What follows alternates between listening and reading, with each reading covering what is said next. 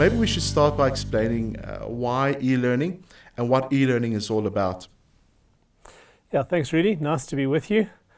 We of course have a long history of doing e-learning as a seminary. We've been championing it for a good 12 years as our primary mode. So we're passionate about e-learning, and I've often found myself at gatherings of Christian leaders, usually seminary leaders, being the only voice arguing that e-learning is where it's going to end up as far as the future of online or the future of theological education. Ultimately, I think it's going to be online. We probably need to define a couple of terms. So e-learning simply means learning that harnesses technology, electronics, in order to facilitate learning. So e-learning is not necessarily distance learning. They often merged and treated as if the term means the same thing. But for our conversation, if we really want to be technical, you can use digitally enhanced learning in a classroom setting. So that that would be e-learning. But we're primarily talking about online distance theological education, where the students are at a distance from the institution and their teachers, and communication is then mediated and learning is mediated via technologies. I guess this abnormal COVID year has really pushed institutions that previously were closed to the idea into the reality, and has pushed students into learning in an online space. And so it's a game changer. What SATS has been championing along with many others for many years, increasingly now clearly is going to be a huge part of the future of education, and theological education is not going to be exempt from that. Why e-learning? Well, more than 90% of pastors worldwide have no formal theological training. So we're talking about millions of, a good few million pastors that have no formal theological training. So the training needs of the church are absolutely vast. And the most practical way we can see from where we stand of providing accessible, affordable theological and ministerial training on the scale that it's needed would not be by building classrooms and inviting people to come to centralized spaces, but by harnessing technology to try and deliver training at the point of need where church leaders, ministers, etc. are working. So my own conviction is, I don't know how long it's going to take, but I think even in Africa, e-learning is the future of theological education. Online will eventually become the norm.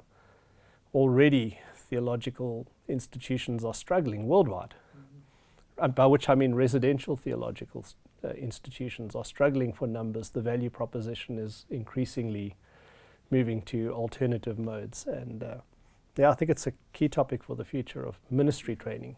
Yeah, I agree with you. Well, when we look at its effectiveness, is it as effective as a traditional classroom setting? Absolutely. This is, there are two angles to effectiveness, right? So when you're training people for Christian ministry to be pastors, counselors, missionaries, etc., there's a component to that goes beyond ordinary training. So if you're training to be an engineer, your need primarily is skills and core knowledge. Understanding of discipline, etc. And you can apply that to other things. So if you're a pharmacist or pick your discipline, for professionally oriented vocations, skills and knowledge are absolutely key. For training people to serve Christ by leading his people, there's a dimension that goes beyond skills and knowledge. So issues of character are hugely important, and often that's where the stumbling block lies when it comes to traditional theological educators being suspicious of whether online distance theological education is a legitimate and effective alternative. So in answering your question, is it effective? For a community of theological educators, we've got to consider two different dimensions of this. Firstly, is it effective for the intellectual formation of somebody? So this knowledge and skills component. And then the additional question when it comes to training people for ministry vocations is it effective at shaping people's lives? So the character and spiritual formation. I'm not a big fan of the word spiritual formation because I'm not actually sure what it means, and I think if there are 100 people having a conversation, there might be 97 different mental pictures of what this looks like, you know. So the question of whether it's as effective for intellectual formation was asked and answered long ago. As far back as 2010, the US Department of Education commissioned a major study. It was a study in which they got scholars to go and review all the empirical published research that compared credible online and traditional training, nothing to do with theology. Just saying, if we go and look at people that are teaching the same discipline in two modes or institutions that are approximately equal, offering similar qualifications in two modes of delivery, and we probe, and they weren't interested in issues of character, right? They were interested in intellectual and vocational formation. And we just try and see what's the outcome of this. And what they found was that there was very little difference, but where there was a difference, it was in favor of those who had studied online. They actually found hybrid models to be slightly the best, but the most labor intensive to sustain, because you've got the worst of both worlds in terms of your infrastructure needs and so on. And numerous other studies have found more or less the same thing. So when it comes to what we learn intellectually, a good online program is at least as effective as a face-to-face one. And there are various reasons for that, which I'd love to unpack if you give me half an excuse. Go for it. Yeah, that's in actual fact, one of the questions is, what are some of the factors that produce effective e-learning? And I think it slots in beautifully with what you've just said. There's maybe the assumption made that you cannot really allow a student to have a form of ministry formation online, which is just not true. I mean, in your article, you mentioned that a student can be not displaced from his community, but still be part of another community to bring forth transformation in that community. Do you want to speak a little bit on how the dynamics of that work? Maybe we can come back to that when we talk about the character and formation side of things. On the question of factors that make e-learning effective, and I'm still thinking primarily as an intellectual development process. In a traditional curriculum or a traditional program face-to-face, to a large extent, the teacher is the curriculum. And if you have a brilliant lecturer, you have an amazing experience. You know, if you happen to have the privilege of sitting under a world-class, somebody who's both a world-class scholar and communicator, you're just going to have the most incredible experience, and that's about as rich as it gets. However, the vast majority of lecturers are mediocre. I remember attending a Council on Higher Education conference, and they had an opening session that was a good hour long, and they had the head of quality assurance from one of our leading universities come and do a talk on quality assurance in higher education. I mean, this guy was the world's leading advert for distance education. An hour of listening to him would convince anybody that your best experience is going to be, you know, I couldn't imagine a semester of listening to him. So with your contact training, the teacher to a large extent embodies the curriculum for better or for worse. And often it's a haphazard, unthought through experience. And to a large extent, the learner is passive. So when you're sitting listening, you're mostly passive. And I guess in a modern world, you're not totally passive. You're also having WhatsApp conversations and browsing social media and et cetera, et cetera. So you're minimally perhaps engaged. When you take training online, you've got to reconceptualize it to do it well. for which reason the COVID experience of institutions that have gone on under crisis, we were residential and a week later we were doing it online, that is not a yardstick for measuring online, because this is essentially, I take what I got here and I dump it there. So I get the worst of both worlds in a sense, as opposed to a reconceptualized way of facilitating learning. So what makes it effective? There are many factors, but some of the ones that I think are key is that when you're studying online, the student has to be active 100% of the learning time.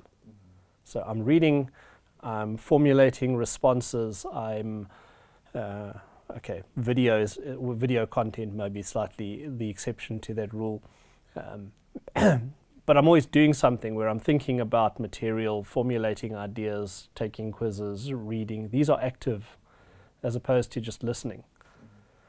Another one that's key is in a traditional learning space. Let's say you're teaching a class on Islam 101 and you've got 30 students in your class. So it's a typical first year seminary class. You are likely to have 5 of that class that dominate every conversation that you have. They are the people who speak, who engage, etc. So imagine your typical not one of the 5 may or may not have done the pre-class reading. You're never going to know because they don't say peep during the conversation, doesn't really engage in the conversation. Maybe the person's just shy, or so you just don't know. So you have this wonderful conversation with 15% of your students and you don't really engage meaningfully with the remaining 85%. You put that same experience in a sense online. Every student has to participate in every conversation. Every student has to submit every paper and has an opportunity to think deeply about them, formulate ideas, respond, engage, etc. So you take not only the vocal minority, but you force, in a sense, everyone to engage. And it's profoundly challenging for everybody. There's no one hiding in the bleachers and avoiding most of the issues. Yeah, so those are some of the reasons. Of course, there are others, but the research is conclusive. If your e-learning course is well designed and well presented, at least for intellectual components, it's at least as effective and increasingly, the research would say, often marginally more effective for intellectual formation. That's amazing. Well, getting back to some of the protests against e-learning, is a lot of people say, well, technology in Africa is not as good and therefore e-learning in Africa will be disastrous. What will you say to those individuals? Yeah, so I would partly agree and I'd partly have a counter view. So I would distinguish distance education from e-learning. In North America and Europe, these are often discussed using identical language.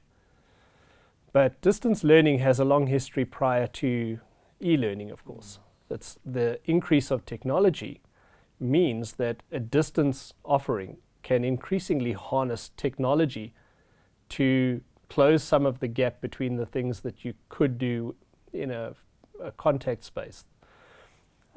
And so the more technology bridges that gap, the fewer things there are that you could do on campus that you couldn't do online. For those gap bridging experiences to be built into an online distance learning program, it does require the end user to have suitable connectivity. The 2 key points here are, 1, you can do lower tech distance education, which may not conform to best practice expectations coming out of the research in places like North America and Europe yet, but is way better than having 95% of your pastors have no training whatsoever. The other response to it is that so SAT started as a distance ed institution using non-e-learning. We used printed materials that we distributed by post and so on. And then around about 2006, as we became convinced that we needed to take this stuff online to do it better, and we started to consult with leading people in the country who were engaging in that space. And the best advice we ever got was from Neil Butcher, one of our country's leading authorities on the subject, who said, when you think of taking your offerings online, don't build the system for today. Build it for 5 years from today. And ask yourself, what kind of connectivity are people likely to have in 5 years or 10 years? So I think it's a very short-sighted horizon when we say that Africa is not ready for e-learning. That may be the case, that we're not optimally ready to do best practice as defined by the journals in more affluent contexts. But it's a matter of time, in my opinion, before those gaps close. And already in the urban centres, a lot of people can connect adequately to do good e-learning. So, yeah, I think there are flaws in the argument. There's an element of truth, sure. Sure. Can you holistically take your ideal program at a world-leading institution in a highly developed economy and simply deploy that same idea into Africa continent-wide? Absolutely not. But there are interim measures, and in 10 years from now, I think this objection may be obsolete. No, I agree with you. Can e-learning facilitate what Dietrich Bonhoeffer called a life together, a community among students specifically? Because a lot of times, one of the benefits of e-learning is, yes, there's that interaction with the lecturer. But what about student to student? Is there any form of community that can formulate around that, or is it distant? Do the students know each other? How does it work? Yeah, the two big objections to theology being done online are this issue of spiritual or character formation on the one hand, and this question of can we form authentic community when our people are separated geographically and only engaging virtually. And those two questions are interrelated. So in a traditional seminary philosophy, it is the formation of an on-campus community that is instrumental in issues of character and virtue formation, if you wish. And so when we move this conversation to can you do this online, often we concede, I think wrongly, we concede something we should not concede. We concede to the advocates and champions of traditional seminary that their model is the ideal. That having all our ministerial candidates in one space where we can go to chapel 5 times a day to be inoculated against church, and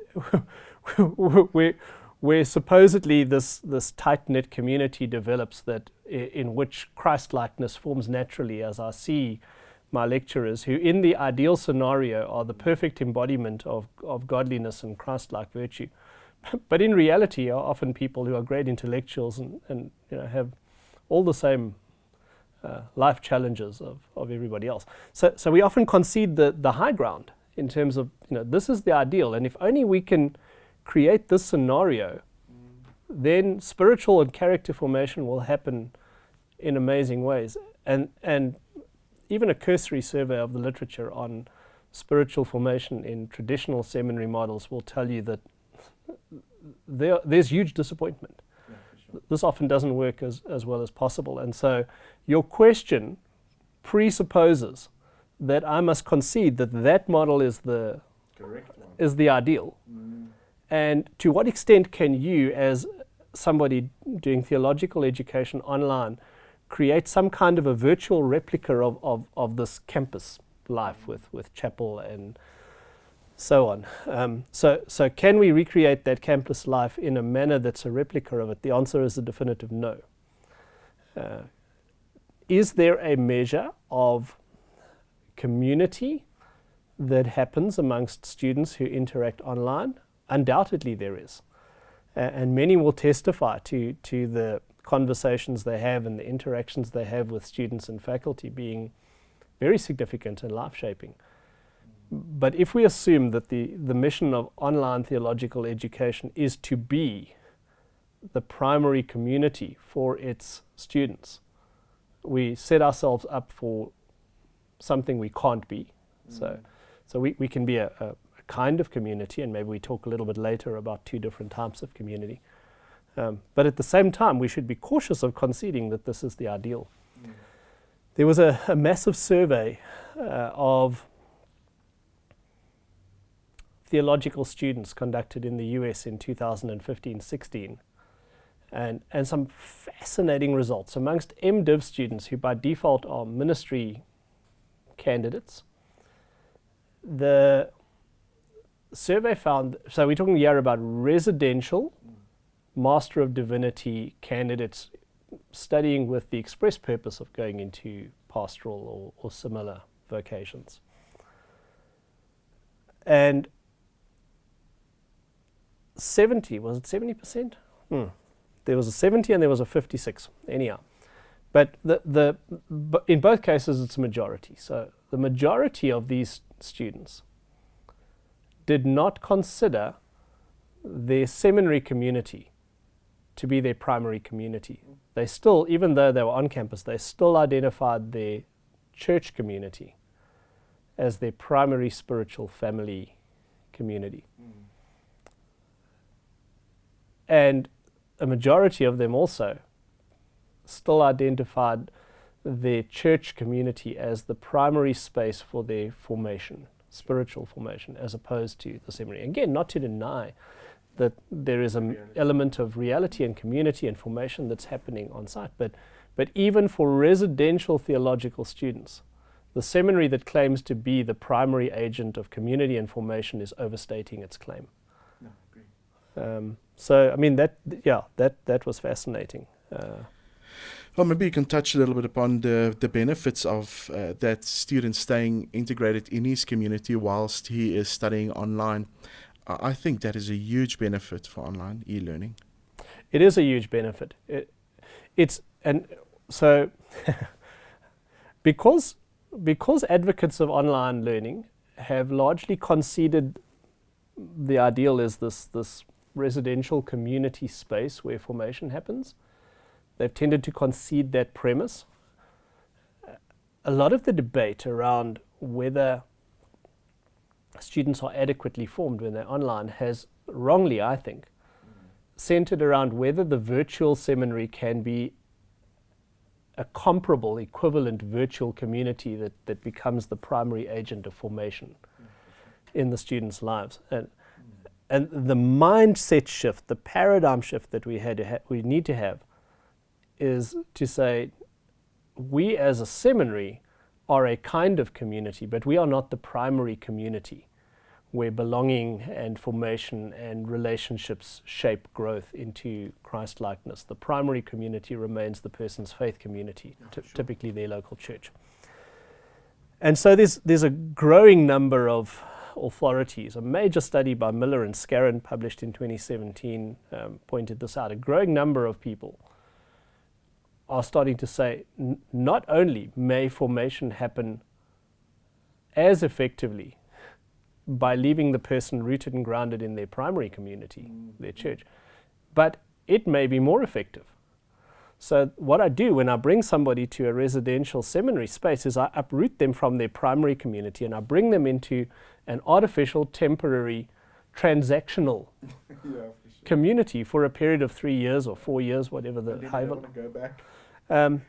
Reintegration is one major problem. But the other major problem is that this transactional temporary community is never quite as real, authentic, transparent as what it might be if I stay rooted in my primary community. And so leaving somebody grounded in their local church context and learning in that space, I would argue, like Albany's superior bread gives them the best of both worlds. Although in Albany's case it's debatable, you know. We leave our Albany's superior bread on the counter and it's the only thing our ants don't want to eat. So not sure Albany's cracked it, but but yeah, I do think there's a sense in which leaving people grounded in their primary community while giving them an intellectual community to think and engage ideas with in many senses is the best of both worlds. Because when I study in my church context, a huge issue, Rudy, a huge issue in theological formation and ministry formation is the integration of theology and ministry, theory and practice, indicatives and imperatives. So this integration of the ideas that I'm engaging in and how I apply and live those out is a huge issue in formation. Now, integration and formation happens best when integration between theory and practice is organic. When I go out of my ministry and church setting and I go into a residential college setting, what I typically get is a fairly significant separation of theory and practice. We don't overstate it, right? So obviously it's not complete. But to a large extent, the university campus setting focuses for 3 or 4 years largely on mastering theory, content, theology. And then the idea is when I'm now qualified, I go back, the student goes back into their home setting, and you go back and you go and apply what you've learned. But learning is more effective when I learn something today and I teach it to my home cell tomorrow. And today I'm studying theories about divorce, etc. And tomorrow I'm sitting counseling a couple in the midst of brokenness. My mastery, my engagement with theological content is so much deeper when there's this constant interplay between theory and practice.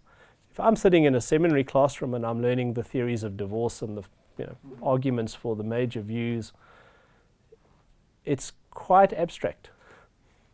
But if I'm studying that same material and I know tomorrow I'm dealing with a couple whose marriage is on the wrecks or etc., etc., you better believe I engage that material differently. Yeah, for sure. I'm prayerful about it. I'm seeking God's face about how I translate this into my pastoral setting. And so I get this integration of theory and practice that does wonders for formation of pastors. Yeah, the interesting thing is on an objection.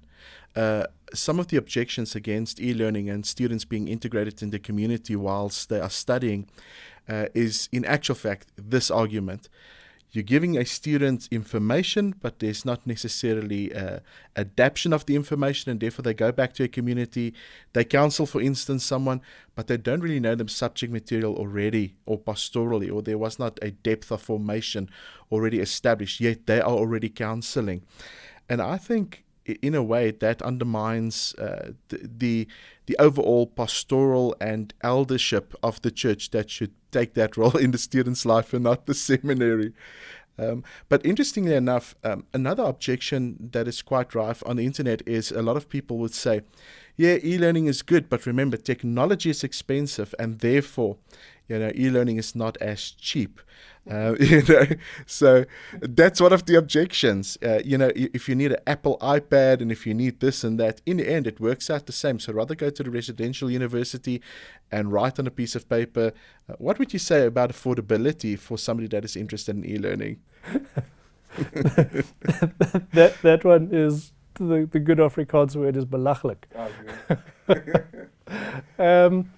So you've mentioned two somewhat unrelated objections. The objection that I should be fully trained before I can counsel or teach, and it presupposes that if I go away for 5 years and I learn all the theory, that I will retain all the theories that I've learned, and I'll be able to recall and apply them, on day one back in praxis now when I'm sitting with a person who's in crisis and I'm now needing to help them.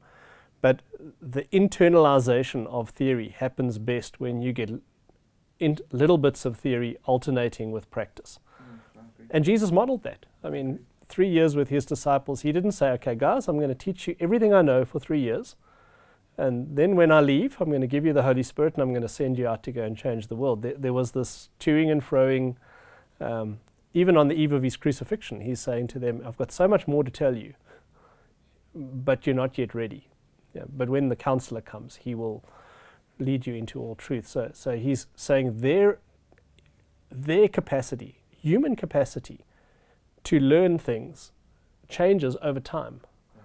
And as we engage in real life ministry situations, our capacity to learn, our hunger to learn, etc., the sheer fact that truth is most internalized when it is received at a point where I can immediately do something with it, would argue in exactly the opposite direction. Real learning, and it's not to say you should take some 19-year-old guy and get him to do all your marriage counseling. So one would assume that leadership of the church would take a discipling role in this young person's life. But if you're 38 and you're pastoring a church and you're doing all these things anyway, and then you add into your journey, expert understanding of the things that you're facing in praxis every day, the learning is rich. As for affordability, first response would be to say we live in a digital world. So if you go to your residential institution and you write all your notes in that by hand, you in any event, in order to function in an urban context at least, you need to have that computer anyway, and you need to have internet connectivity anyway. So you can't really minister effectively in a modern urban setting without having electronic tools and skills. Yeah, for sure. So if you're going to be a complete technophobe through your university process, day one in an urban ministry context is going to be a very frightening learning experience, because technology is integrated into every business, every sphere of life, and church ministry life is not an exception. So surely it's better learning to master those tools by using them continually for the duration of your studies than to avoid that. The cost thing is just mind-blowingly stupid, the cost objection, because travel alone in most urban settings would far exceed what it costs you to have a device and an internet connection. If you start to add residence and accommodation into that mix, that increases manyfold. When learning is electronic, I mean, sort of the way that SATS does it, almost 100% of the resources that you need, textbooks, readings, etc., are made available electronically as part of your tuition costs. They're not an extra, many thousands of rands beyond your typical tuition fee. Well, Doc, one of the objections is that if you take a student that is in a community and he's ministering, yet there's no adequate information or spiritual input from the seminary, that student will go half-baked back into the community and minister to people without having an adequate understanding or knowledge or integration of knowledge about certain ministerial aspects. Just to give you another example, a friend of mine that is in a very reformed seminary, they won't allow their students, for instance, to preach until they've completed a 5-year seminarial training or counsel. What would you say to people that have that objection? First thing I'd say is that 95% of all pastors are already doing that with no training. Yeah. So any training we can get to those 95% is an improvement on the status quo. Yeah. But the objection presupposes that the ideal way of being formed for effective ministry is to go away for an extended period of time, learn a mountain of theory, whether it's theology, Bible knowledge, counseling theory, etc., and then that I can come back, enter into a real life situation, and I'll be able to remember and apply this 5 years of theory with which I've done almost no praxis in those 5 years, and I'll be able to apply that skillfully simply because I've now mastered the theory. And my primary response to that would be to say that model is horrendously flawed. If you learn theory and don't do anything with it, you forget 90% of what you've learned before you actually have a chance to use it anyway. A far more effective way of learning is when I learn something and then I immediately have an opportunity to apply that at the point of need. So let's imagine the whole issue of dealing with marriages in crisis. If my theological formation has coverage on, say, marriage counseling, But I learn it in second year, and I'm not dealing with any marriages in crisis for the next 3 years. Most of what I learned, I never internalized, I never developed skills with. I might learn the 3 views on divorce and pros and cons, arguing for them intellectually. But now imagine that same person, I am studying the 3 views on divorce and how to help marriages in crisis. And I know that tomorrow I've got an appointment with a couple in my church that are dealing with this in a real life crisis situation. Man, I'm going to approach that material very differently. I'm going to study the scriptures that are used to support it. I'm going to pray for wisdom and insight. I'm going to think deeply about how the various views impact on the life of the church, etc. This learning theory and theology in a way where there's this constant drumbeat of theory practice, and I'm constantly interfacing, is 100 times more effective than when we segregate the theory and the practice. Jesus himself, in his engagement with the 12, never embodied the idea that I must teach you everything I want you to know, and once we've fully taught you everything, I'll send the Holy Spirit who will help you to remember it all, and then you can go and practice on. He, from midway through his public ministry and training of them, started sending them out, etc. And even right at the end of his life, on the eve of his crucifixion, he says to them, I've got so much more to teach you, but you're not ready for it yet. But don't worry, when the counselor comes, he will lead you into all truth. And there's something about that, we as individuals are on a journey, and our readiness, our ability to learn certain things changes as we change and grow. And so I think this drip feeding content in constant interplay with context and application is simply, e-learning trumps residential learning a millionfold on that one. That's the best argument we would have.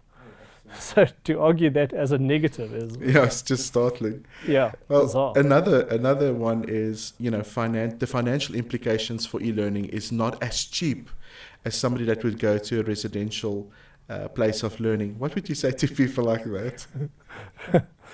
I would be suspicious the person who makes that objection probably shouldn't be in higher education anyway, because it just seems bizarrely naive and unthought through on a couple of grounds. I mean, if you're going to be in any work environment, and ministry is part of that in a modern urban setting, you're going to have to buy a device anyway. You're going to have to own devices, internet connectivity, and you're going to need to develop some skill at learning those.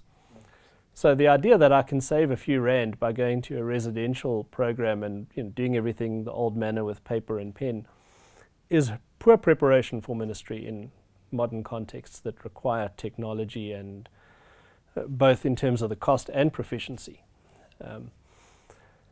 But even so, just the cost in most urban centers, just the cost of traveling if you live in the same city where you're studying, just the cost of traveling from your home every day to lectures and back will cost you a lot more than it does to get the basic tools, internet and a suitable device to do your studies. If you need to find accommodation, that is another huge cost. If you're studying at a full-time residential program, you probably can't be earning at the same time, whereas when you're studying online, you can continue to do your job or your ministry, have an income, support a family, etc. So affordability goes up. For many online institutions like SATS, we would build all of the resources, or almost all of the resources, the reading and textbooks that we require, into the tuition cost as opposed to them being extra. So again, if you were making a case for e-learning, right near the top of the list would be affordability. So to argue that that's a case against e-learning, it just betrays the person hasn't thought very deeply about the realities. I laugh because one of the articles that object against e-learning said this question is vastly unanswered, and I'll read this to you. They say that e-learning is not really for everyone some people learn differently in special circumstances. Again, it assumes that there are different ways of teaching people and people learn differently. What would you say from an e-learning context? How do people integrate knowledge? Does it work for everyone? I would partially concede that one, actually. I don't think we would make the case that e-learning is the best option for everyone. I certainly wouldn't make that case. I think there are personalities who flourish much better in traditional learning spaces, and I would obviously argue the inverse as well. So to flourish in an online space, you flourish best if you're pretty disciplined,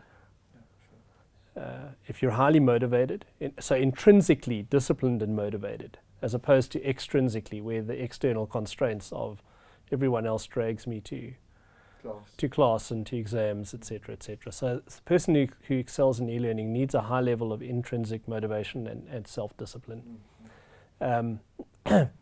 Needs to be, motivated to read and engage, and so I mean, certainly there are people who are much better served in traditional spaces. So yeah, really, I would concede that. I don't think it's the best option for everyone. SATs many years ago, by the way, we decided to decentralize, not our students, they were always at a distance, but we decided to decentralize our staff as far back as 2009. Our board said, we want you to decentralize your staff. And technology was not quite isn't where it was today. So the tools to support this were suboptimal and so on. But one of the major discussions we had about decentralizing staff had to do with the kind of personality who would work optimally from home. We had a couple of staff at the time that if we sent them home, nothing would have ever got done. But the converse is, for a certain personality who's driven and motivated and passionate and all of that, working from home offices is significantly more productive. If for no other reason than somebody coming from the West Rand to the centre of Johannesburg doesn't have to spend 2 hours a day getting there and back, with all of the toll that takes on productivity. But even leaving that aside, it's more productive in terms of other factors as well. But personality is a big consideration. And so, I don't think there's a one-size-fits-all. Which leads me to a disclaimer. I'm not in any sense making the claim that e-learning is the only way we should teach or train. I don't believe that for a moment. There's undoubtedly a space for other modes, etc. But I'm sick and tired of hearing that residential is the ideal, and that if you're not doing it that way, it's somehow inferior. The research just doesn't support that. Yeah, very good. Well, another sincere question I found quite often repeated is that for seminaries and colleges in Africa, and specifically in an African context, where can they start to facilitate e-learning? Any advice you want to give them? Yeah. Moving a contact institution online is very difficult. I think it's easier to start a new institution from scratch than it is to take an institution that has an established culture, methodology, staff, and then redeploy that online. COVID-19 is an exception in the sense that people had no choice. Right? Only way I can function is I'm going to do my lecture on some voice over internet system instead of in a classroom, and I just had no choice. But the stumbling block for most institutions lies in the complexities of taking people whose passion is teaching in a classroom, who have got 50 years of history of doing it a certain way, who love the dynamic of their relationships and interactions with students, and now saying to that person, I want you to do this online. And what they tend to do is they tend to try and take what I do physically on site and replicate it online. And that doesn't work. It half works. It doesn't work optimally because the way you achieve the same outcomes online requires a different approach, philosophy, and usually it requires a different personality. So the person who is brilliant teaching in a classroom space may be horrendous, unenergized, because this person derives energy and passion from the class interaction. It's their gifting, it's their personality, and now I go online and I sit in front of a screen and I interact on forums and stuff like that. So often it's totally unenergizing, and that shows. And conversely, people who absolutely excel at facilitating and doing instruction in an online space are sometimes completely unsuitable for teaching face-to-face. They may have disabilities, they may have personalities that are not lecture-oriented, but they're excellent in a different space. So I think for African or any institution wanting to make the move from a traditional to an online one, the paradigm shifts in terms of commitment to that process, the buy-in from leadership, and recognizing the need to have the right people to do that. And it's probably not the people that make my contact operation successful, is where the roadblocks are. Over the years, we've been approached by many contact institutions to ask for help in this exact space. I'm not sure any of them have pulled off a meaningful change to date. And often the motivation has been, if we take our stuff online, we'll get money for nothing. So this is an easy income stream to supplement the income of the institution and help support. And what you do when you do that is there's no buy-in, there's no passion, there's no commitment, there's no belief in I need to do this brilliantly as an effective primary ministry. And so you might as well plant a vegetable garden. It'll get the same amount of enthusiasm and probably be an easier way to raise subsidiary income. Yeah, one of the compliments we received is, how did SATS become probably one of the world's leading e-learning environments for theology? And the reason I'm asking that is because there was a compliment given by a friend of ours that we interviewed from Nigeria, and he's very much integrated and part of the Four Square Church, and they're looking to go online. And he said to me, please just tell people it is incredibly difficult to do, and all of the things that you have to think of when you do so. So that was really just for them. I think a lot of people, like you said, think if they have Teams, we can start an online seminary and that's it. And it's just not true. What would you contribute as being maybe part of SATS's success when it comes to e-learning? How can you advise somebody else listening to this and other seminaries as well that has the desire to move to that platform? Yeah, I mean, I think the history of what is good in SATS is much deeper than modus operandi or that we enjoy things that are invisible to our students, like a wonderful godly climate. We are well governed by a board that is engaged in governance and ensures that governance is well done. There's, at the end of the day, a sense of God's grace and favor, which is absolutely instrumental. So it's much deeper than modus operandi.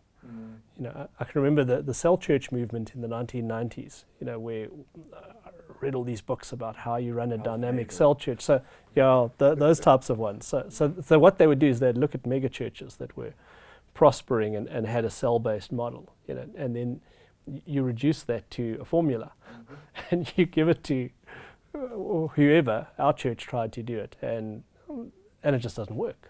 Right. So it's not necessarily methodology that is instrumental, and I think that's critical for us.